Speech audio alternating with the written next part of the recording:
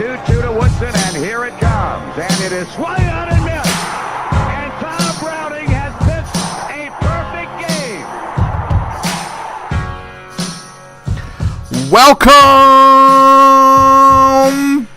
back. How was that, Aaron? It was a good try. I thought it was good. I'm not upset about it. There we go. Well, welcome back to Pardon the Punctuation. It sounds a little different tonight because I'm actually not there live. Why am I not there live, Ed? Well, he doesn't want to be here because this home is infested with the flu right now. As well as strep throat, correct? Oh, yeah, strep throat too. Yeah, we have that one. Man, yikes. But I don't have it. Yep, want no part of any of that. I don't have it. I'm on the Tamiflu. By the way, the intro sounds so garbage over the phone. Well, good thing people don't listen to it over their phone. I mean, they do, It's but not true. like through this. You know what I mean? Not through the earpiece, yeah. Not through the earpiece Not like part. this. Yeah, not like the weird. Yeah. Not the cool way I that we're gotcha. doing it right now. So, exciting news for this episode. It's been a year, Ed. It's been 1 year, dude. Happy anniversary, homie. Oh, yeah, you too, buddy. It's kind of weird to say to you, but it's, yeah. So, we want to thank you, all of our listeners. Over 3,000 downloads in a year. What was it, 36 episodes? 35 right? episodes. Tonight's 36. All right. So, Well, if you count- throughout the episode, go ahead. If you count the interviews, 36. Yeah, all right. Well, throughout the episode, we're going to be plugging in some thank yous that we've gotten from some of the guests that we've had throughout the year. We had almost everybody, and hopefully before we release the recording, we might have everybody. Yeah, we're missing 2 people. Yep, just 2, so that's not too bad. So we do thank everybody who did call in with their thank yous for their time. And without further ado, let's get going into this week's episode. Let's talk a little Bearcats. Keith Williams waits near the top of the key. They pass to the left elbow. Kevin Davenport to the right elbow. Bounced off the shoulder of Martin. It's intercepted. Long lead feed caught by Cumberland. And he throws down a right-hand jam. I figured we used that one since there wasn't any good that came out of Sunday. Or even in the game before that. So Oh, yeah, even that game. This past week, we lost to number 25, UCF, in Orlando, 55-58. If you didn't watch, it was senior night. Taco Fall's mom, was in from Senegal. The 7'6" monster had not seen his mother in 7 years. So he had something pretty big to play for. Yeah, he did. And as soon as I read that on Twitter, I knew that it was not going to be good for us. Because that's just Not at our all. luck. Are you still there? Yes. Yeah, that's just our luck. We don't have fun. We don't have luck with that. No, it was all bad. And we came out, just out of the gate, if you were looking at the stat lines, I watched the whole game, and the stat lines told the story of what we saw. Jaron, Keith, Kane together, they shot 10 of 36 from the field. They were 2 of 11 from 3. That's terrible. No, that's not not how you good. win games. On a lighter note, Trey Scott had 20 points, 9 rebounds. But at the end of the day, it came down to rebounds. And it came down to Taco Fall in the middle of the lane. And he's a big reason why we were 10 of 36 from field goal. Jaron looked shook most of the game, trying to drive to the cup and not being able to. I mean, it doesn't help that he's been bodied pretty well by everyone in the conference pretty much all season. He just hasn't been getting the calls as of late. No, he hasn't. But with all that said, I mean, you got DJ Taylor putting up 22. Taco, I think, had another 10, and he was just a menace down low with his mom there, Yeah, I mean, there was nothing about that game that was going to allow us to win. I just... All the cards were stacked against us, as they say in the poker game. Well, that and the fact that UCF came in ranked number 25. And all season, which didn't change in our next game, but all season, we literally lost to every ranked opponent that we played. That's true, and they also just came off that big win over Houston. So there was that as well. Speaking of Houston, we did lose to them 85-69 at home. Houston ranked number 12. I'm assuming you watched the game. Oh, yeah, I watched the game, yeah. So, do you think this was our worst loss this season? Was it a worse loss than, I don't know, Eastern Carolina or Ohio State? I think it was our worst loss this season because we were actually in the game until probably the last 10 minutes when they went on a 11-34 run, and that's when we just lost it. That's when Mick decided to sit Jaren. That's when we had no answer. We had no answer at all. As somebody who was at the game, it felt like the game was over right before halftime. That game was loud, very, very loud in the first half.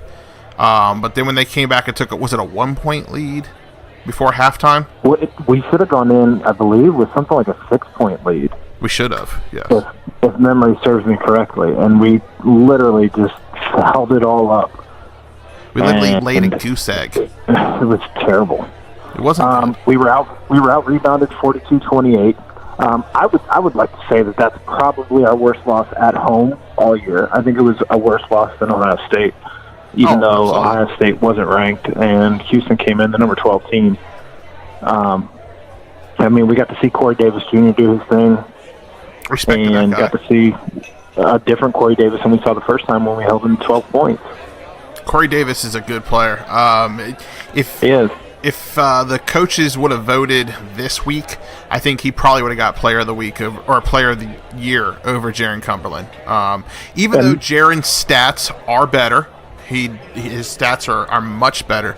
I think they would have rode that wave and chose him. But rightfully so, Jaren Cumberland got that honor. So speaking of that, Jaren was the Player of the Year for the AAC. He was also a unanimous first team All AAC selection. Kind of going back to the game though, I mean, Justin, Jennifer, Jaren, Kane, Broom, they were 6 of 27 from field goal range and 4 of 16 from three. We were out rebounded 42-28. I mean, it was an ugly game, and I'm not one to leave games early. But when Mick's given up on the game, taking Jaren out, not even trying, down, I think at that point, like 12 maybe, that's when it was time to go. Yeah, they had said, and I know you weren't watching the game, or you couldn't hear the commentators, but they had said before the game that Mick was actually going to be watching Jaren's minutes because he didn't want him, he's starting to get burned out, and we have the conference tournament, and then we have the NCAA tournament coming up. So, there was that. So, well, it probably doesn't help when, everyone still, especially this week for whatever reason, has been bringing up the Kenyon Martin injury and all of that. I haven't read it yet. I'm not talking about it. I haven't either, and I have some questions on that later. But before we get to any of that, UC is going in as a 2 seed to the AAC tournament. They're currently ranked number 24 in the nation, which kind of surprised me, to be honest with you. I thought they would have kicked us out of the top 25 for sure. I thought we deserved to be kicked out. Taking it a step further, we can't beat a ranked team, and that's a tragic flaw. That's a good point. But going into the AAC tournament, it looks like the Tulsa SMU game just ended, so we will be playing SMU tomorrow night, or if you're listening to this tonight. And SMU's put up a pretty good fight against us. Most games we've played, even though we swept the series 2-0 against them this year, they've always put up, like I said, just pretty good fight against us. Yeah, this is true, and if we come out and play the way we played against Houston and UCF, then it'll be one and done, but I don't see that happening. Just got to remember to rebound the ball, and I know that was a big stress point from Mick after the game against Houston. He saw exactly what I saw looking at the stat line. When you're out rebounded 14 rebounds against Houston, I mean, I understand against a bigger team like UCF getting out rebounded, especially when you got a 7'6" monster, like just a redwood tree hanging out underneath the rim. Exactly. It makes sense. But when you're playing Houston, I'm not seeing it. Yeah, exactly. I mean, yes, Houston is the best team in our division, but yes, Houston is the best team in our division, but we should have showed up better than that, and we did show up better than that. I don't know what happened. But yes, I do have a little bit of Mick Cronin after the game. I'll go ahead here. Like I said, I may call Coach Fickle. We'll see. I don't know if his guys, when they start spring ball, but we'll have tryouts tomorrow, 3 o'clock, to see who gets on them. I'm not being funny. They need to be embarrassed. So Mick was not very happy. I'm also not very happy. I got put on a project at work that needed to be completed by Tuesday for a meeting on Tuesday, and so I missed tryouts. I was supposed to leave the office at 2 o'clock so that I could get down there and get a little stretching in. But I missed tryouts. I sent a tryout tape in via Twitter. No response. No response from Mike or Mick. So, I wonder why. I wonder who he brought from the football team to Memphis. We'll find out, I guess. Now, I did see some people from other teams, other fan bases, who were upset in seeing, especially that clip where he says that the players need to be embarrassed and wondering where his self-accountability was. But if you listen to the rest of his post-game press conference, or it wasn't even a press conference, I think it was just his post-game show, courtside, where he does it literally at the table with. No, it was a press conference. Was that his presser? I know the post-game show that he did with like Dan Horde and Terry Nelson. He mentioned, he was embarrassed as the coach. He did take full responsibility. He knows how to speak. This isn't his first rodeo. He's not one to just be throwing players under the bus. That's not how you, especially at a mid-major school, it's not how you bring in recruits, throwing everybody else under the bus and not taking responsibility. No, it's a motivation tactic, and I listened to his coach's show on Monday night from Montgomery Inn, and the players react to that. I think I can't remember what player he said. No, he said Nasir. Sorry, he did. He said Nasir. Nasir likes it when he digs into him like that, when he puts pressure on him like that, because it makes Nasir play better.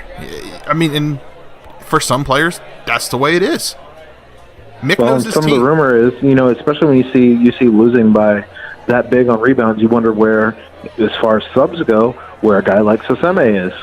And that's a good question. From what I'm hearing, and as far as some of the rumors going around, is that Mamadou's out playing him in practice.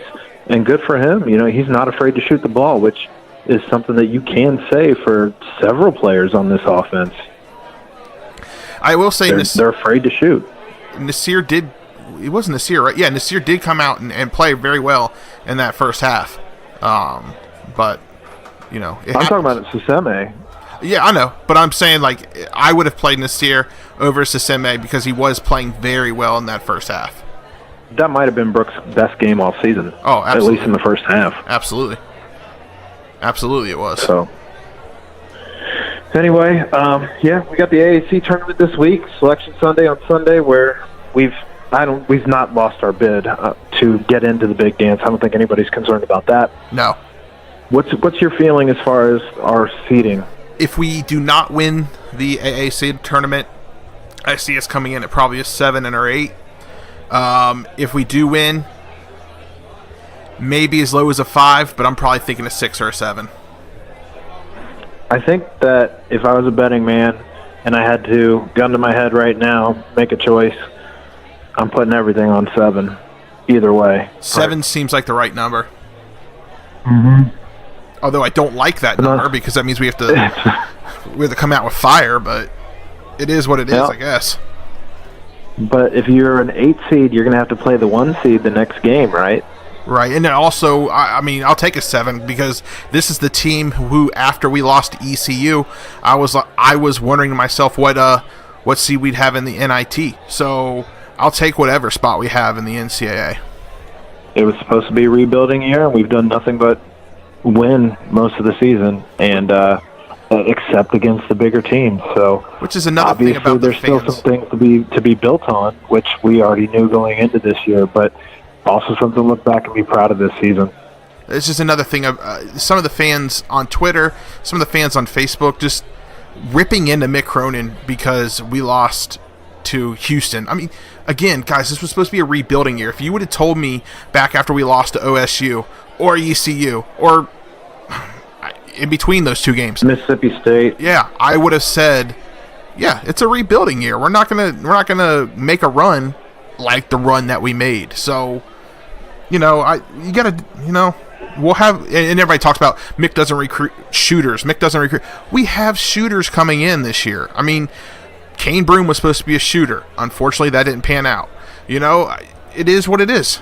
Trevor Moore was supposed to be a shooter. Why does everybody hate on Trev? Because he doesn't shoot well. He's a great energy guy. I have his jersey. Same. With that said, I don't have any more left on UC. Well, since it is UC, we have Coriante DeBerry wishing us a happy 1-year anniversary. Pardon the punctuation. This is Coriante DeBerry. I want to wish you guys a 1-year anniversary, and I wish you many years to come. I'm looking forward to being with you guys this summer in the Bearcat Jam. Have a good one. I think he literally recorded that from an airplane. He definitely, in the messages we were exchanging, he sent that to us from Europe. So shout out to Corey for making time for us. We appreciate it. Our first caller. You got anybody else? We have Mel also wishing us a happy anniversary. This is Melvin Levitt here, former University of Cincinnati Bearcat. Probably call me the helicopter, Grim Leaper, levitation, all those super good things. But I'm just calling, man, just to wish these guys over here, pardon the punctuation, a happy 1-year anniversary. Hope you guys are building for the next 15 years. Longevity is the key. All right, but keep doing good things, man. I appreciate the outlets you guys have given me so far. Look forward to doing some things in the future with you. Again, keep doing great things for the city of Cincinnati and the sports platform. See you guys out there on the social media forums and all that good stuff. But again, best of luck the rest of the way. Happy 1-year anniversary. No kisses or flowers or presents. Wow, no presents from the Levitator. That's the first time I listened to that. Hey, PTP, it's Justin Williams from The Athletic. Congratulations on 1 year. Thanks for everything you guys do. Keep up the good work. I just want to tell you that seeing all these voicemails come in with their voice-to-text translation. The voice-to-text translation are, yes, they don't match up at all. Nope, but that was also my first time listening. Thank you, Mel. We appreciate everything you've done for our show. We appreciate you, all the time you've taken for us. And we're looking forward to spending some time together with the Bearcat Jam. So, absolutely. Where we'll also see Corey. All right, on Let's talk some FCC. Come back! Come back! We got more winning to do! Cincinnati is big enough for soccer! Yeah! We are a new city! Do you believe in a new Cincinnati? Cincinnati is big enough. That's our favorite song there. I love it. I can't ever get enough of that. It's exciting times good coming up for the news on an FCC. FCC front. We didn't lose. We did not lose. We actually got a point. We were playing. Well, we scored in the first game as well. But we got a point in the standings. Touche. And Atlanta United FC, they were the defending champs. That's true. That's to tie the defending champs. I know it's not a win, but it's a win. You know what I mean? It was a 1-1 draw in Atlanta at that. They were shocked. They were shocked when that happened. Matter of fact, I have that goal. They weren't. The early goal would awaken the beast a little bit, and you'd see more from Atlanta United. I'm a little surprised today. Maybe it's 4 games in 11 days. Here's Roland Lamar with a chance. He scored! And this time it will stand. And FC Cincinnati have just landed a blow square on the jaw of the champions. And in their own backyard as well. I think I like soccer announcers. Landed a blow to the jaw of the champions. That was graphic. I liked it. So the goal was scored by Roland Lama in the 86th minute after we had trailed 0-1 since the 5th minute of the game. That's impressive, man. I mean, that's not an easy goal to get with not much time left. No, you're right. It's not. I unfortunately didn't get to watch the game, but I did watch some of the highlights, and I think they looked better than the first week, I think. I mean, again, I'm a soccer newbie, but I think they came out playing a lot better. Well, I have some stats, of course, to kind of put it in perspective a little bit. All right. Possession time, Atlanta controlled it 66% to 34%. FCC ended up with 8 offsides calls, and Atlanta had none. So obviously there's some growing pains there, along with we had no corner kicks. Atlanta had 5. Atlanta had 10 shots, 4 on goal, and FCC had 4 shots, 1 on goal. So it was a much different game. I believe, if I remember correctly, FC had 3 saves, Atlanta had none. So the one time we actually shot on goal, we scored. That's pretty efficient. We call that a 1-for-1. But I mean, we'll take what we can get right now. We're not expected to do anything. I mean, we're really not expected to make a whole lot of noise. No, but and like again, you said, this was the defending champion. Exactly. I mean, that was a David Goliath match. Exactly. And like I said before, coming out against the defending champion, tying them, getting a point. Okay, I'll take that. I know Mick Cronin said earlier this week that you can't be complacent with losing. You can't be okay with losing, but that's not a loss. That's a tie. Plus, we gained a point. Well, and people, especially, I'm sure Coach Koch was freaking out. But, rumors were that even some of the upper brass upstairs, they were starting to get a little nervous with is Koch the guy if you're not going to, come out and do anything in these first couple of games. And I think that kind of just settled everybody. Well, yeah, I mean, I don't think you can make that decision off the first game in the MLS. You know what I mean? Like, I think a lot of people. I don't disagree, but I'm telling you from what I read. I'm sitting here browsing through The Athletic, browsing through The Enquirer, browsing through Twitter, and I'm just telling you what I read. No, I understand. Yeah, I understand. I think people are just jumping the gun a little bit, but maybe that's just us not understanding the sport of soccer so far yet. Maybe that's something that goes along with the sport. I'm not sure how quickly the coaching carousel begins in MLS, but right. I figure you got to give a guy that you gave the opportunity to piece a team together from the USL into the MLS transition. You got to give him more than 2 games to even consider making a decision. I would hope so anyway. That's what I would assume, but again, MLS is a lot more savage than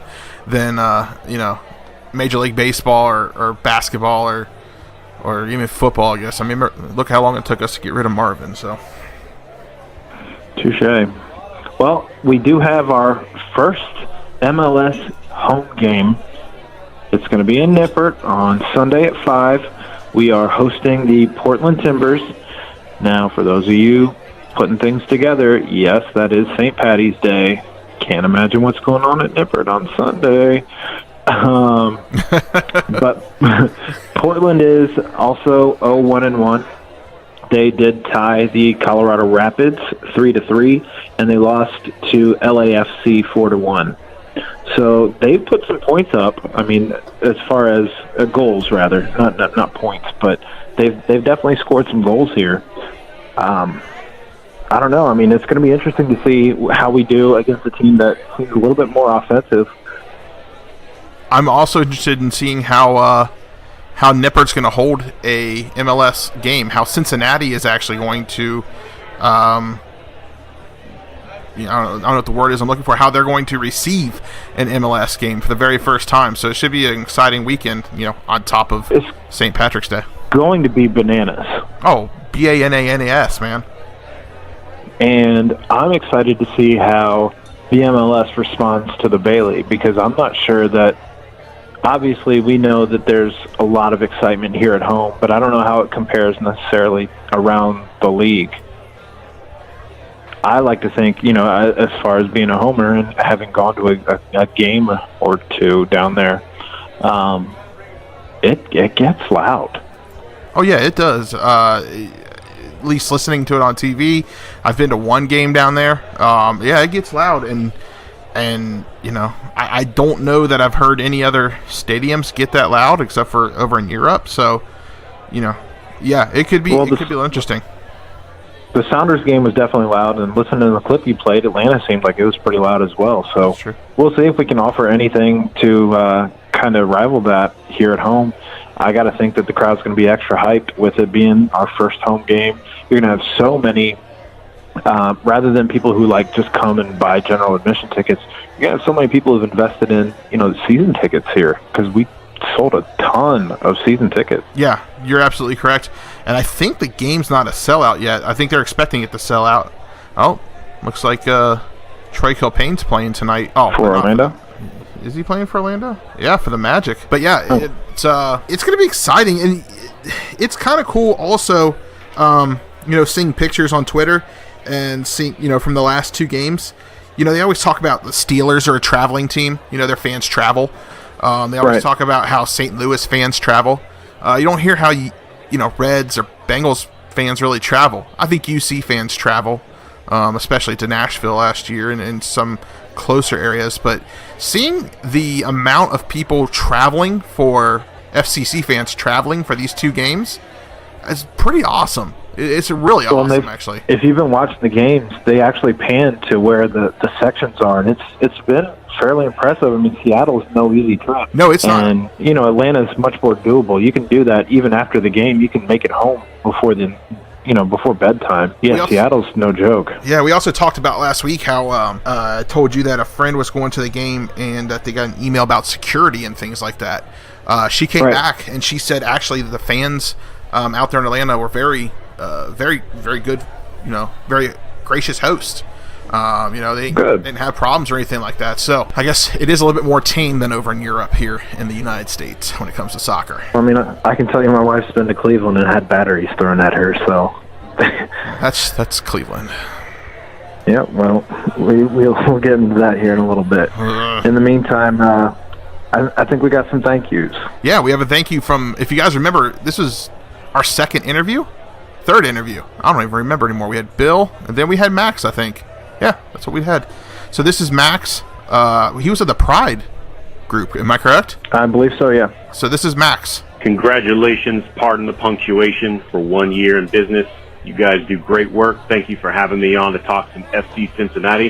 Hope to come back on in the future. And I wish you successful years going forward. Well done. So that was Max. Again, and he'll be down in the Bailey with his big old drum. Absolutely. You'll see him on TV. Sure, on Sunday. He will be in the front row. He will be pounding that drum. So you'll definitely see Max on TV for that one. Well, speaking of TV, before we get into our next one, what are your thoughts on this deal with Flow TV? So I didn't have a chance to actually research anything as far as Jeff Bearding going back and making an argument on behalf of the fans today with Flow TV because of the uprising. But I do know that when UC traveled down to, what was it, the Cayman Islands? Yes, when he played in the Cayman Classic and won the Cayman Classic, by the way. Last year, I know both you and I, because I got the link from you actually to watch it, and I know we were both watching from home. That link was trash. Oh, it was horrible. There's no way to put it nicely. That link was absolute trash. And maybe it's because it was coming from the Caymans. Maybe it's because it was Flow TV. I don't really know, but hot garbage. And from what everyone's saying, they've experienced similar situations outside of just the Cayman Classic. I kind of wish that, because it's going to be $20. Well, so we don't have to worry about it living within the Cincinnati area because we're going to be able to watch it on Star 64. But once you get deeper into Kentucky, Louisville, or Dayton, or I mean, hell, I would imagine even outside of Lawrenceburg, when you get to Aurora or Rising Sun, they might have issues trying to get Star 64.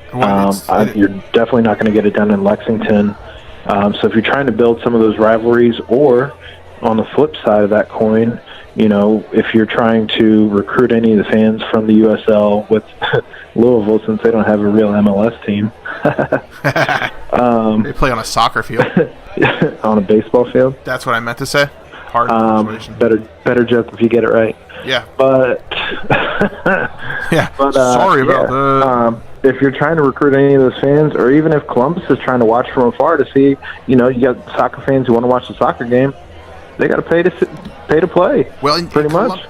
and you would hope to try to steal some of those fans from Dayton, some of those Columbus fans from Dayton, and now they're going to have to pay $20 for the subscription to the Flow TV when you could have gone with ESPN Plus and only had to pay $5. And I was going to complain about that, but now they have to pay $20 with Flow. This is not progressive. So what did Bearding say today? Did you catch any of that? I did not. I listened to a little bit. I think they said they're going to try to restructure the contract, but the contract's until 2021, so we'll see what happens. Maybe you'll be able to find a pirated link out there somewhere. Yeah, but I think we got one more thank you though. We do, and this is probably this was before Mel even called, so I think this is probably the biggest guest that we had, and at least our first half year. Yeah. So here we have Lindsay Patterson. Hey guys, it's Lindsay Patterson. Thanks for having me on last week to the Talk Epi from Cincinnati and Bengals. I just wanted to wish you congratulations on 1 year in the podcasting world. You guys kill it, and I can't wait to listen to the next episode. Here's some many more. The one thing I remember about the Lindsay Patterson interview was how damn good she was. She is so bubbly all the time. I feel like she has no bad days. She has no bad days. It's YOLO every day for her. But she knew her stuff. I mean, great friend of the show. Yeah. So we're going to have to definitely reach out to Lindsay again. I've been kind of standoffish on reaching out to Lindsay again because of the MLS and right. She's doing big things right now. So but we'll definitely have to reach out to her again. I don't know if you saw her Twitter story this week about her involvement in a family group chat that she was inadvertently added to. No. You didn't see this? No. So she's in a group chat with like 15 other family members that are not her family, and she was inadvertently added, and she explained to them that she was not part of the family and told them that they could go ahead and remove her. Well, they didn't, and they continue to just go in on this feed with the whole family and what have you, and every now and then she just quips in with her little congratulations, well done, or you did a great job. Just little words of encouragement in this family group chat that she shouldn't even be a part of, and she screenshot it and shared it with everybody, and it was fantastic. I'm gonna have to go back and look at that. That sounds hilarious. All right. With that all said, though, I think it's time to talk a little Reds. It's alright, 'cause I'm saved by love. It's alright, 'cause I'm saved by love. It's alright, 'cause I'm saved by the bell. I like the little whip at the end. So, first and foremost, I did want to say, Clay Snowden from Locked On Reds, it's still not outdated yet, as most things in our podcast a week later are. But you can go back and listen to last week's episode and catch anything you may have missed with Clay Snowden from Locked On Reds. He had a lot of great insight. We've been receiving a lot of good feedback on our interview with Clay Snowden. But anyway, I just want to put that out there. All of our guests have been great. Like, I've loved all of our guests. But I feel like Clay kind of got our humor and kind of joked back around with us a little bit. Max did that, he too. Did. Well, and so did Brandon. But yeah, great guest, and we'll definitely have him on again.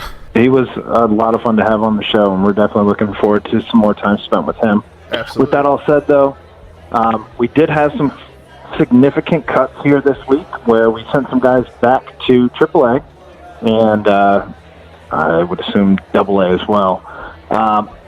So we sent back down the big names to look here are right-handed pitcher Tony Santillan, good Lord. He was a name that was mentioned in the Reds Top 100 a couple weeks ago when we went over the Reds Top 100. He was one of 5 that was ranked in our system. Not the Reds Top 100, but all of baseball's top 100 prospects. So his name came up in a couple different rankings. Not everybody's, so he's not like a unanimous decision for top 100, but he was there. But we did send him back down. Also, right-handed pitcher Audrey Samer. I'm going to butcher this name. Audrey Samer, Despagne. I don't even know. We won't have to worry about it because he's been sent down. Yeah, he went back down, so he won't have TV time where I can actually get somebody else's translation of his name. Well, it sounds like you are. You're on amphetamines. I am actually. It's called Adderall. So you are on drugs. Okay, so back to the Reds. Moving on. We also cut outfielder Taylor Trammell, also known as Taylor Trammell.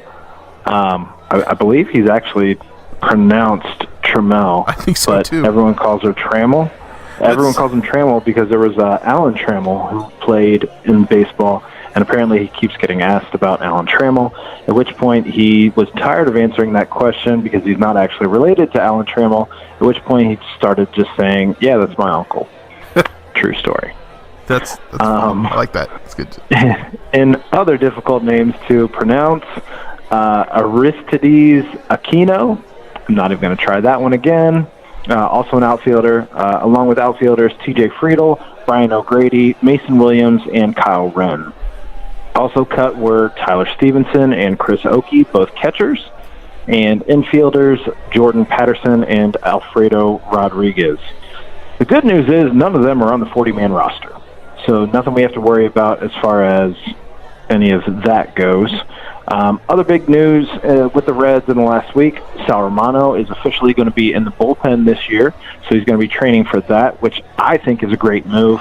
I didn't want to see Sal Romano sent back down to AAA because if there is an injury, I think he can easily transition back out of the bullpen into the bigs without losing a significant roster spot, out of the bullpen into the starting rotation. Mm-hmm. But no, I mean, I just think it's a good move to have him up here. He didn't want to be back down. He has made that well known that he was going to fight for his roster spot, and it looks like he did it. Yeah, I mean, and that's good. We got to keep some pitching up here, especially bullpen pitching, because I think that's what really kind of hurt us last year. We had to have Disagree, huh? I disagree. Our bullpen was what was actually good. It was the starters that were garbage. Okay, then. I just felt like our starters. I just felt like our starters came in feeling like they had to go deep into the game. But okay, that's fine. Well, that's because none of them made it past the fifth inning. I'm trying to block last season out of my mind because of how bad it was. So I've already blocked that memory out of my mind. Yeah, no, it was the bullpen just got tired. Was really what it all came down to. Most of our starters couldn't make it past the fifth into the they couldn't make it. They'd make it into the sixth inning, but wouldn't ever make it through the sixth inning. So you got guys going like 5 1/3, 5 2/3, 5, and then a couple of pitches, a couple base runners into the sixth. But nobody was making it really past the sixth inning, and hardly making it past the fifth. So ultimately, you wore out the bullpen. But the bullpen stats, they were actually cumulatively pretty good. Well, with that said, though, Michael Lorenzen did get some outfield time. He was in center field and actually had 2 catches out in center field. So that's what the people wanted to see. When I heard that on the radio, I was like, okay, all right, that's fine. However, don't get too used to seeing Michael Lorenzen in the outfield, even with a bat this year. We're way deeper as far as our roster goes this year. When you got a guy like Matt Kemp coming off your bench, a guy like Derek Dietrich coming off your bench, I mean, even Jose Iglesias coming off your bench, just a lot. I think could make an argument for all these guys that have those ABs over a Michael Lorenzen. You got Puig going out there turning singles into doubles. Mm-hmm. So, I think the theme of this year's Red season is going to be this. Everything's going to be fine, guys. Everything's going to be fine. You love that one. That's my favorite. Alex Wood is still nursing a sore back. We're hoping to have him back, obviously, before opening day, which is in 2 weeks from today. Oh, I'm so excited. Sonny Gray did pitch 3 scoreless innings today, which, a couple weeks ago, he missed a start due to some soreness, I believe, with his elbow at that point. So it's good to see him back. Obviously, they were not quick. They just made a huge investment in him for the next couple of years. So they weren't quick to rush him back out there. And for him going 3 scoreless today against Dodgers, mind you, that's good to see. Yeah, absolutely. Like I said, when you said spring training's in 2 weeks, I'm excited. I'll get this on. I want to watch some Reds baseball again. I want to buy a new hat, maybe buy a new jersey this year. Listen to that organ. That's always one of the best parts of a game. So I know we had the guest on last week, so we didn't really get to have a whole lot of back and forth, as we didn't want to dwell on the Reds too long last week. But now that I got some time to ask you some of these questions, what do you think happens with Nick Senzel? Well, we talked about it last week, right? I know we did, but I didn't really get your take on it. We just kind of got Clay's take on it. No, but I agree. Selfishly, I want to see him up on opening day. But what's probably going to happen is he's going to go down and come up a little bit later. That's just the way the politics. I think what you're going to see this year is we're going to find out for real if upper management wants to win or if they really are just making business decisions. I think this year they want to win. Past years, I would have told you it's business decisions. It's keeping the players that the fans love because they're afraid the fans are going to come out. But I think they found out last year, keeping those players that the fans love, the fans still did not come out. I mean, we loved Billy Hamilton, right? We still didn't come out. So they got rid of Billy Hamilton this year. So I think. Well, I think they're in it to win it this year, if you want to call it that. Well, and when you say that, I automatically think that they should keep Senzel up here. However, again, kind of going back to depth, and also kind of my next question is, what happens with Matt Kemp? We have a deep enough roster that you can afford to send Nick Senzel down for 2 weeks. Now that sucks for Nick Senzel. It does. If you're trying to get paid. Because that prolongs that big paycheck, that big payday, that big first contract, that extends that out another year, all because of 2 weeks. However, you have an ex-All-Star here in Matt Kemp, who you could argue he's not going to be a starter this year because you're going to have to. He's not really a formidable center fielder at this point in his career. So you're going to have Schebler in center, you're going to have Puig in left, and you're going to have Winker in right. And what do you do with Matt Kemp? I was in the camp, so I'm actually surprised that Matt Kemp is still with the team. I was in that camp where I thought we were going to use Matt Kemp for another trade during the offseason. So the fact that he's this far into spring training, 2 weeks away from opening day, and we still have him, you're right. I think you're right. He's still beating the hell out of the ball, which is good to see. What you want to see out of a guy who, is going to have limited at-bats. Especially at Great American Ballpark. Correct. And at the same time, I mean, we've seen some of these guys go down. We've seen Schebler miss plenty of time. We've seen Jesse Winker miss plenty of time. And I don't know that it's a terrible idea to keep Matt Kemp around for, should Jesse Winker and that bad shoulder act up again. Yeah. He says that this is the best. Multiple reports are saying this is the best his shoulder's ever been going into a season. With that all said, if he goes down, what do you do? Well, we got this guy, Matt Kemp, again, who was just an all-star last year. Yeah, no, you're absolutely correct. And I don't know. I'm not super stressed about Senzel being up here next. In the first 2 weeks of breaking camp, but at the same time, you got to think that if they want to win right now, he's here. Yeah, and I think they want to win this year. So that's. So what do you think? What do you think the lineup on day one looks like? If you're going 1 through 8, I think we can agree that Sonny Gray would be our starting pitcher. I'm sorry, I just got distracted by something I saw on the internet. To be honest, this girl got Norse tattooed on the inside of her lip. Oh, right. And it says, "Sorry, Norse up wouldn't fit." I mean, they're not that. We'll talk about that later. To be honest with you, I don't know what the lineup looks like. Yeah, I'm not. Well, I'm not. I love. I'm not baseball. necessarily asking you to put it in order. Yeah. I mean, I know what my order would be. If I got to put my order out there, I'm going Peraza, shortstop, number 1. Okay. I think this year is the year that you transition to Joey Votto, number 2. And that's a bold move because you could just as easily put Scooter in that same number 2 hole. But I think this is the year that you put Votto at number 2. I think you put Puig at number 3. And I think you put Suarez at number 4. I think at number 5, I'd probably put Jesse Winker. And at number 6, and maybe you switch these out. I'm not sure right, left.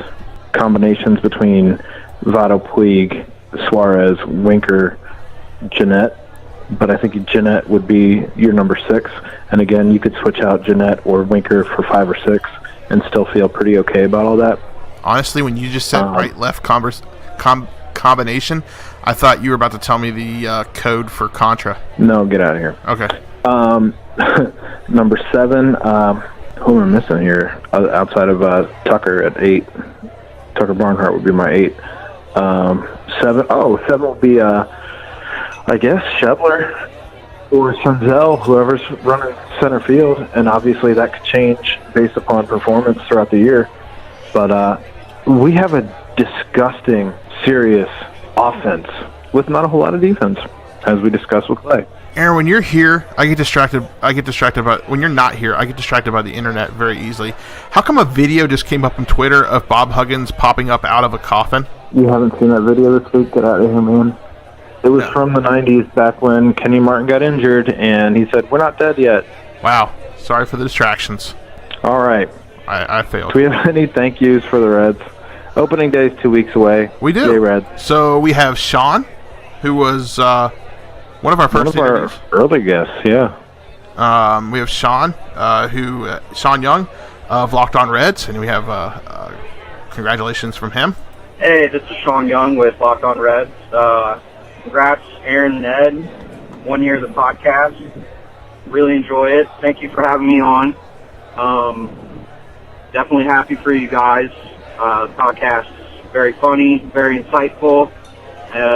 Just really happy for you guys. You really capture what it's like to be a fan of Cincinnati sports. So here's to your 1 year anniversary and many, many more. Hey, P.S. Google thinks your name is Aaron, E-R-I-N. I saw that. Thanks, Google Voice to Text. And then we have Clayton. Hey, Ron. Hey, Ron. Present. Present. Then we have Clay from last week. Hey, pardon the punctuation. It's Clay Stone with Locked On Reds. Just wanted to call and say congratulations on 1 year with the podcast. You all are doing a great job, and I hope to continue to see it grow. I'm proud of you all, and I've been on the podcast before and look forward to seeing what it can be, and look forward to coming back on. So, you all have a good one. All right. Again. Thanks, Clay. Yes, absolutely. Thanks, Sean. What? Contributing to, I said thanks, Clay. Thanks, Sean. Contributing to our shenanigans, really. Shenanigans.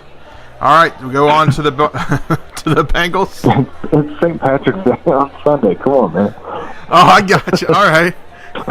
Since I saw a T-shirt, I saw a T-shirt. I have it saved. I don't know what company it's from. I don't think it's Cincy shirts, but it said Cincinnati-anigans. Like shenanigans with Cincinnati. Like Cincinnati? Yeah, I'll send it to you. Cincinnati. Yeah. On to the Bengals. How come I never hear you say, I just want to win some games? I guess you never felt like you weren't actually win some games. It says Mike Brown. I hate Mike Brown. I can't breathe because I want to run through a brick wall. They got OBJ. Yeah. Since they got OBJ, I wanted to run through a brick wall because Drake Patrick is going to be able to cover him. Since you mean, I hate Mike Brown. You blew your chance, you blew it. I hate everything about Mike Brown. I swear to God, I'm gonna lose my mind. Shut your mouth. And again,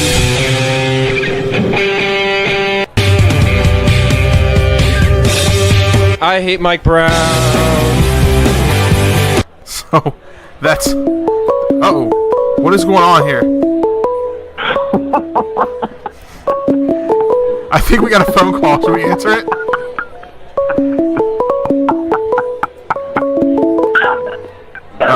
Pardon the punctuation. Hello? So that was Matt Allaire on Twitter. He's also named as Paco. The Mike Brown's turning the fans against us, and the fans are going crazy, and I don't know what to do anymore as a Bengals fan. Aaron, do you have any thoughts on what we should do as a Bengals fan? What was your first reaction to everything that transpired this week? My first reaction was, okay, we gave up. My second reaction was, oh, cool, we signed Preston. And then I gave up again. All right. So my reaction when everything happened this week was, what the f*** are you doing? This is f***ing ridiculous. We signed f***ing Bobby f***ing Hart. What the f*** are we doing? No one else is signing Bobby f***ing Hart. What are we doing signing him for $21 million? Goddamn Bobby Hart. Like, are you f***ing kidding me? It doesn't make any f***ing sense. Like, Bobby f***ing Hart.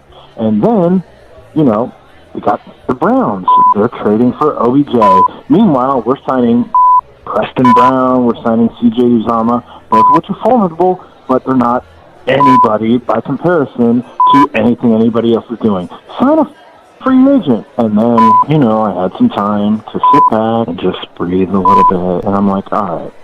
So the next day it came out, we signed Bobby Hart, $16 million for 3 years, and everything's okay. Incentives will get him to $21 million. Preston Brown, 3-year deal. He's a hometown kid. We needed linebackers. We already have talked about how badly we need linebackers. We're good there. C.J. Uzama still could be signing Tyler Eifert. Let's not rule that out. All right, we're okay. Everything's okay. Brandon Wilson, he's a very fast safety. We signed him to a 1-year deal. The other guys are on 3-year deals. Cool, we're all right. Denard's still not signed. Darquez Denard will be okay. But the Browns, they signed OBJ. They trade for OBJ, sorry. But, are you kidding me? Like, we signed Bobby fucking Hart? Right tackle Bobby Hart. He's a turnstile in the NFL. Like, he's given up 10 sacks. Last year, he was a machine at getting, penalties. Yeah, that's great. Bobby fucking Hart? What are you doing? So I'm really torn on how to feel about any of this. No, God! No, God, please, no! No! No! No! That was my reaction. That sums it up. That was my reaction. On a side note, as we're talking about the grass being greener, we did sign a cornerback, B.W. Webb, from the New York Giants. Obviously, this has something to do with the defensive coordinator, Lou Anarumo. There is a connection there. It all but seals the deal that we're not going to be signing Darquez Denard again. So I don't feel very good about any of this. Although Pro Football Focus does compare B.W. Webb and Darquez Denard as comparable. I don't buy it because we know what we've seen in Denard. However, we also don't know the system that Lou Anarumo is going to be running. So if this guy fits the system better, all right, well, I guess I can buy it. We're really just trying to sell ourselves at this point. I want to sell the Bengals and get an AAF team. I actually am not going to go to a single game this year. Oh no, me neither. Unless somebody gives me tickets, then maybe I'll go. But no, I'm not going to a game this year. I can't. It's going to be incredibly difficult not to believe in a guy named Coach Taylor. Yeah, that's gonna be hard. It's not the Coach Taylor I know. For all the reasons. It's also going to be very difficult not to buy in your Bengals gear because sometimes in your mid-30s you go through body transitions. But on a lighter note, the Bengals are also supposed to be bringing in cornerback Brian Pohl from the Falcons, a guard John Miller from the Bills, a linebacker Shaq Barrett from Denver. Shaq Barrett was really good up until Denver replaced him in the first round last year with somebody to be on the other edge, coming off the edge on the opposite side of Von Miller, which it was Shaq Barrett's original position. They're saying that he's they're labeling him a linebacker. I'm not sure in our system he'd play linebacker. I think he'd probably be a defensive end. John Miller, though, a guard from the Bills, he was a starter last year and started to turn the corner. So that might be a good sign as we are currently looking desperately for a right guard. Even anything to help out that right side. Bobby Hart. And then obviously, with the cornerback issues that we did have last year, in addition to depth at corner, I wouldn't be terribly upset about this Brian Poole signing from the Falcons. So if you're going to go for second-tier guys, at least they're moving on the second-tier guys before waiting until the second week. That's a good analysis of the Bengals, who I will not be watching this year. I'll be watching them because I sold my soul a long time ago. I've been talking about this week. I was born in Maryland, and if my parents had stayed there, I could have been fans of, I don't know, the Redskins or, I don't know, the Ravens. Either way, I'd have a Super Bowl in my lifetime. I'm never getting one here. Wrong. I hope so. Because then you would have been a fan of a killer. So it's fine. No, you didn't want to do that. Do we have any thank yous from anybody in the Bengals? I mean, Lindsay. We'll play Lindsay. Yeah, we again? don't, do we? No. Why don't we play the one that we didn't have anybody for? Hey, wait a minute. Brandon did leave a voicemail.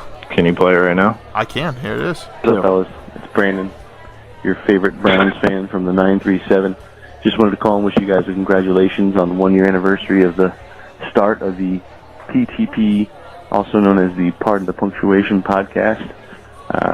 Wishing you guys all the best. Looking forward to being a part of the big things to come. Cheers. So that was Brandon. And much like our interview with him, we had to record it twice.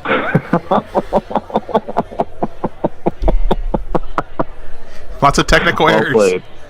How come every time Brandon calls, we have technical errors? I mean, it's fine. The same reason I have a calcium deposit in my hand from punching the refrigerator because of him. It's fine. Okay. I broke my wrist. That's an interesting story. You guys are out there because it's been a depressing week. Yes, I am. I'm Play ready. that funky music, white boy.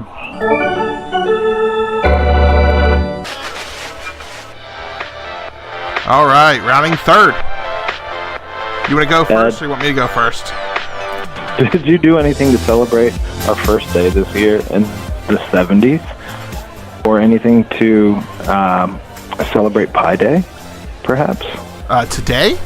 Yeah. Well, I stayed home.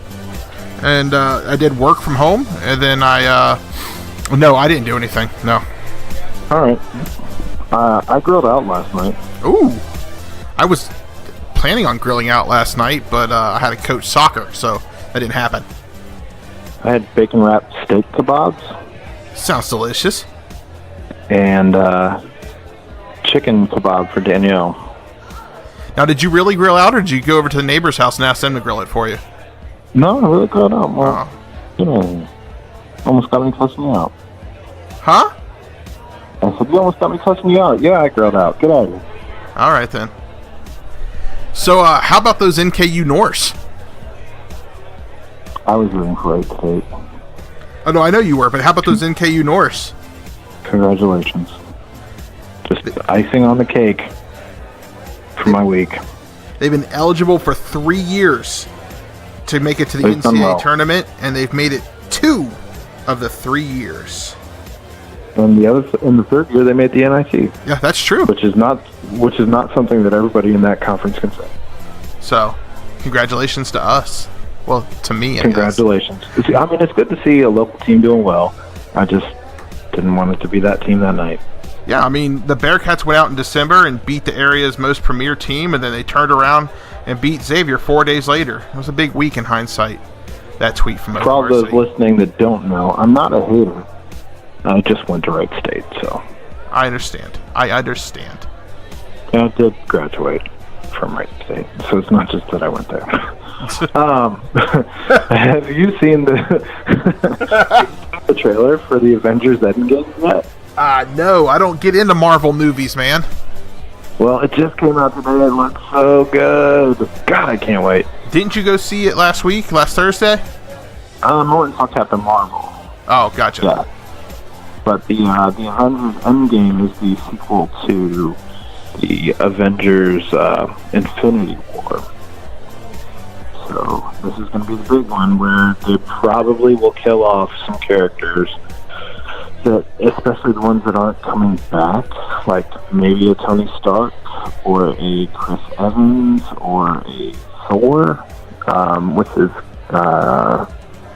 name? Chris Hemsworth. He has a giant hammer. Could kill that. Yeah, they could kill any of those guys off because they're not in contract past this movie. and some of them have mentioned not wanting to come back. That was a reference to the tool that he uses in the movie, not anything else. I just realized what I said, and I want to make sure we cleared it up. What you got? F the rain? I'm sorry? F the rain? I don't know what word you're saying. Oh. The rain? Are you saying F the rain? Yeah. F the rain?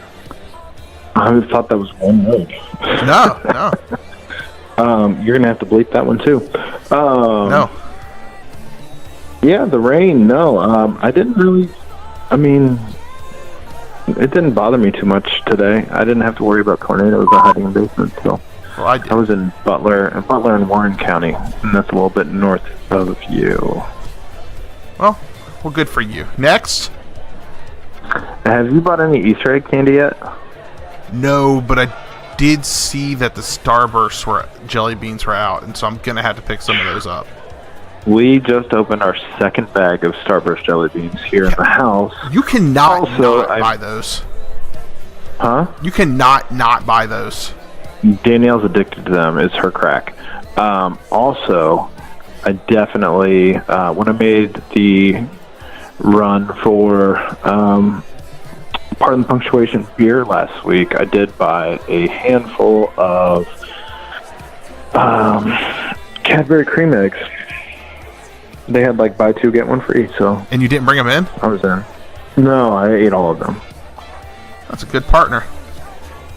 Yep, well, I didn't know you felt the same way that I do about Cadbury cream eggs. Yeah, everybody does. Some people don't like them at all. Everybody loves Cadbury cream eggs. That's not true. Goats, dinosaurs. Lions. Over in England, they have a Cadbury cream egg McFlurry at their McDonald's. Stop, they do not. I swear, I've seen it on Unilad. I'm checking. I will get confirmation. Google that. I will. Cadbury cream egg McFlurry. Actually, if we're going to talk about shakes, the Skyline... Shamrock shake. Well, the Skyline in Wilmington, Ohio, so out here in Claremont County, has a Mountain Dew shake.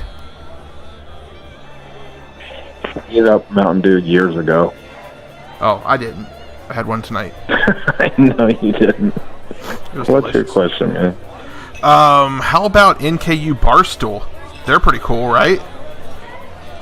Are they? Yeah. So, okay. Obviously, you didn't read that either. Do you spend any time on Twitter? I did. I didn't memorize it, but I did laugh at it. But go on. Recap. So UC Barstool. So UC Barstool congratulated NKU Barstool and said you're officially the second best team in the 275 loop. NKU Barstool responds, thanks, and I know geography is hard, but we're not inside the 275 loop. UC responds, yeah, it's a good comeback. I mean, and it took me a minute because they're just outside of it, but it's fine. So UC responds, either way, you guys are better than X, and NKU responds, we'll take that. Hey, XU Barstool, you guys got some dancing shoes we can borrow since you won't be needing them this year? Did XU respond? No, because they don't respond, which is awesome. Drop the mic. Yeah. So... That happened. Are you as excited as I am about Game of Thrones coming back next month? I don't watch Game of Thrones, so I think we've talked about this before on the podcast. Doesn't matter. You should be excited. You've had plenty of time to get hip. I'm not trying to get hip to that, man. I'm actually thinking about starting up from the beginning of Sons of Anarchy again. I feel bad for you.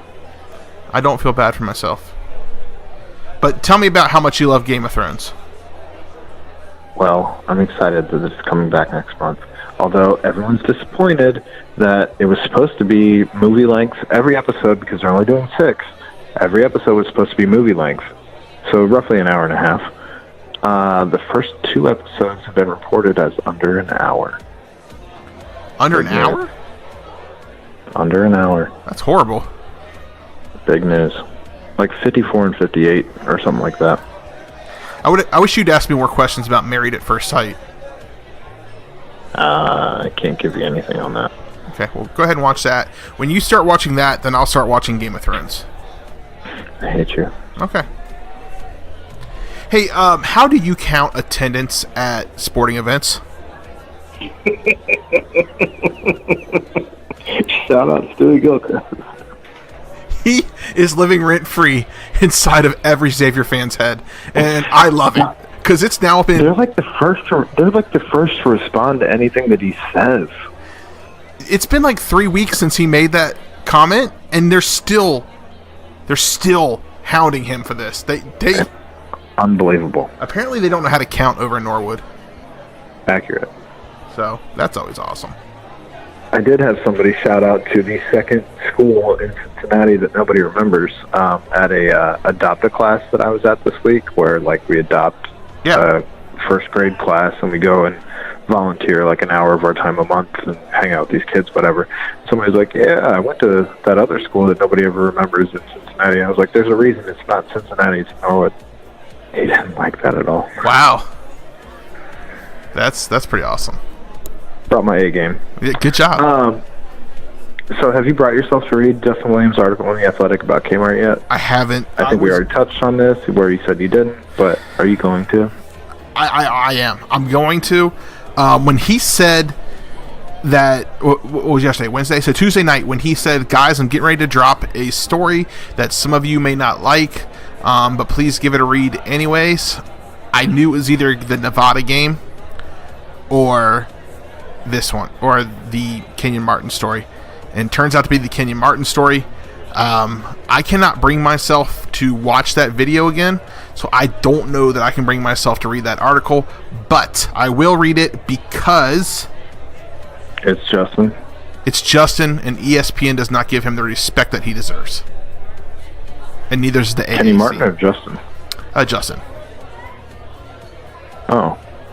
Why would ESPN give him respect? I don't know. Everyone should give him respect. He's an awesome writer. Agreed. He's really, really good. He's one of the reasons why I got The Athletic. I feel like ESPN doesn't like The Athletic because it's directly going against everything that they're trying to do simultaneously. It's fine. So there's that. But I will be reading it. I will not read it until literally it's a just me being what's the word I'm looking for here? Superstitious. I won't read it until the tournament's over. Ooh, dang it. Now I'm not going to read it till the tournament's over. Now that you brought that up, I can't do it. But I can't until the tournament's over. I'll read it after the tournament. I should go and save it. I should go and save it right now. Last thing I want to do is see Karen's shin sticking out of his leg, and it's because shut up. I read that article. Up. Shut up. Anyway. Shut up. Ask ask your question. Yeah, one more. Oh, I do. I'm done. Do you follow the Indianapolis former kicker Pat McAfee, or is that how you pronounce his name? I don't follow him, but the dude is a treasure trove on Twitter. Of quotes. Of quotes, just in general, like his life. So this morning he tweeted, just got on a Southwest plane for the first time in ages, thinking about kicking balls again. Now, that caught my attention because I flew Southwest for four flights back in November, and it's probably the worst airline I've ever flown on. But he continued by saying, a lady in the row ahead of us has no idea that her headphones are not connected to her phone. Some weird-ass techno blasting through the airplane right now. A couple extendo seatbelts not working for the humans to our right. Everything's going great. And then, after that, he tweeted again. A lady is now standing in the shitter area asking the flight attendants why there are bumps and that she didn't sign up for this. The flight attendants are now attempting to explain how flying works. The Wright brothers just got a fucking shout out. If you're not following him on Twitter, it's at Pat McAfee, MCAFEE show, SHOW. My favorite story that he's ever told that I've heard is him on Levitard. and he was telling a story about how he was at a casino with Peyton Manning. Oh, God. And Peyton Manning walks by, shoots finger guns at him, tells him to place it all on, what was his number back in Indy? Was it, for some reason I want to say 14. What was it? I want to say it was 14 for some reason. 19 or whatever 14. His number was, 11 maybe? May have been. I don't remember. Whatever his number was, he told him to put everything on that, so everyone at the table did, and it hit. And he said that was when he knew that Peyton Manning holds more power than most humans around Earth. It was actually number 18, but that's hilarious as well. 18, well played. But yeah, they all put their money on 18, and it hit as Peyton Manning was already gone. He didn't even stick around to watch it. Just shot finger guns at Pat McAfee at like 3 in the morning, said put it all on 18. It hit for everyone on the table. Everyone celebrated, and he walked away. Basically calling him a god amongst men. It sounds like it's possible that that tweet could have kept going on, because when I Googled to make sure that Pat paid for the Colts, I am seeing more tweets about that. So go follow it. It's a good one. All right, we got one more thank you, right? Oh, we do have one more thank you. Let me go ahead and pull that up here. Here it is. Oh, let me turn off the music first before we play that. Maybe. There we go. All right, so here's our last shout out. Hey, Uncle. I like your podcast. I hope you have a good anniversary. I hope you can make more soon. I'm a big fan. I love you. Your nephew said this message. Love you, Uncle. I love that he calls you uncle, and then has to remind you that he's your nephew. That's fantastic. That, of course, is my nephew who's been on the show several times. Liam, he is in New England, and he's really struggling right now because he's from here. And so my sister obviously has Cincinnati ties, where she's like, no, Reds and Bengals. Well, his dad is from Kansas City, and he's like, no, Chiefs, Royals. And then they're in New England, where all of his friends are like, Patriots, yeah, all Patriots, Red Sox. And he doesn't know what to do because he's like, I want to be a cool kid, and all the cool kids are Patriots, Red Sox. What do you mean? So he's very confused. I'd be confused too. I'd be extremely confused as well. So with that said, bum of the week. Because you're training like a damn bum, you know that? Bum. A bum. You are a bum! You're a bum! And that's all you'll ever be! A bum! Well, that hurts, man. All right, can I go first with the bum? Yep.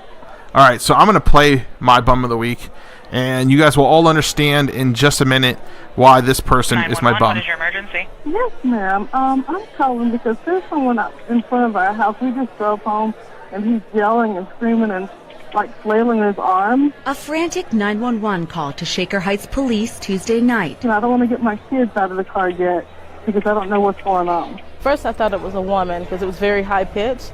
Corita Jackson lives on Winslow Road. And then I saw this man running down the street just flailing his arms. And I was like, oh, my God.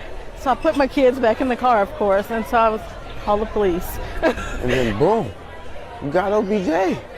I was so excited. I couldn't help myself. I was just jumping around my house, and my little brother told me to stop, but I couldn't because I was so excited. Robert Stewart lives right across the street. Couldn't nothing stop me. Woo! So I had to come rejoice outside. We got Odell! We got Odell! We got Odell! We got Odell! We got Odell! We got Odell! We got Odell! Jumping up and down the street. We got OBJ, like, oh my God. However, so this lady calls the cops on this kid because he's outside celebrating, as he should as a Browns fan, that they got Odell Beckham Jr. I don't know what to make of any of that. That's a hot mess. I mean, everyone's upset that Odell Beckham Jr. is with the Browns, but I can't believe that woman called the police on someone for celebrating. Unreal. I'm not mad. However, I'm not upset. Week is also here in the AFC North. I'm going to go with Le'Veon Bell. Uh-oh. Everything he did backfired. He didn't play, he didn't get paid, and now he's actually making less money than the Steelers offered him to go play for the Jets. Meanwhile, Antonio Brown played. He dyed his mustache blonde. Yeah. And his hair blue and blonde. And he literally made a mockery of the entire Steelers team while getting a raise, having his contract extended, and now he got traded to Oakland. An argument could also be made that the Brunies would be the bums of the week because they stood behind old-ass Big Ben through all of this. You be the judge. I think the Steelers are going to not be good this year. But if you want to know what he looks like with that mustache dyed blonde, just look up a picture of a walrus.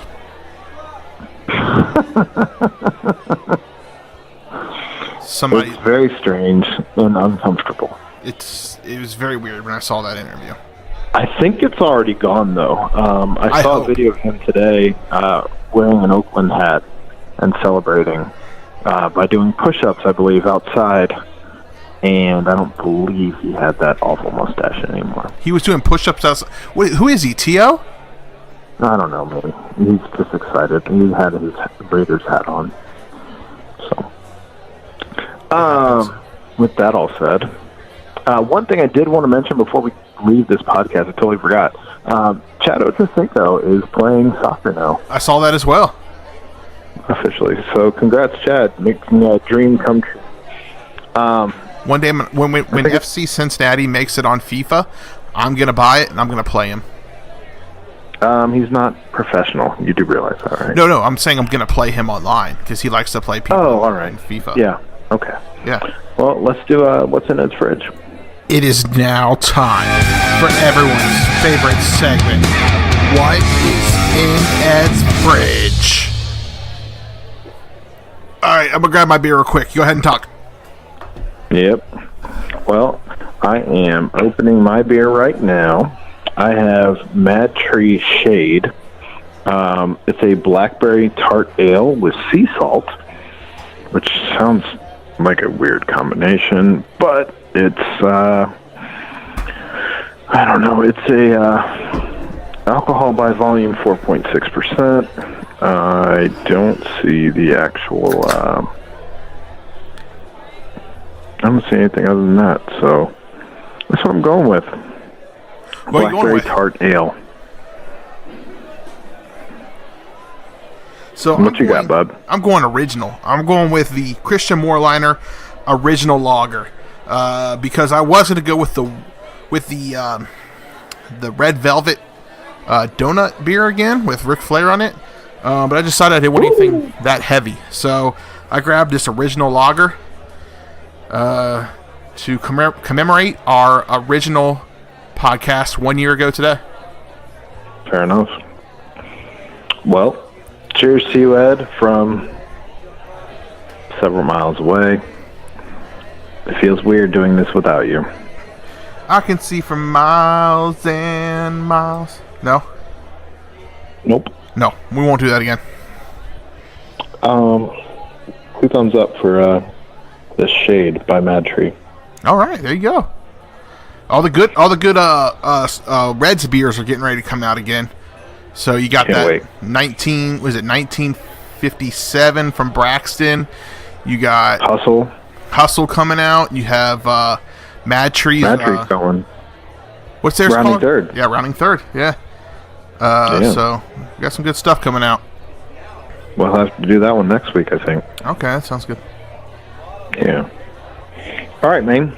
Well, for everybody, for myself and Ed, I think I can say thank you for 1 year. It's been one hell of an adventure, and I don't think either of us a year ago saw where we'd be, where we've come, what we've done. Yeah. It's been an incredible experience, and for that, I humbly thank you. I thank everyone as well. A year ago, I thought it was just really going to be just Aaron and I talking to each other every week. And then Our friends and family downloading.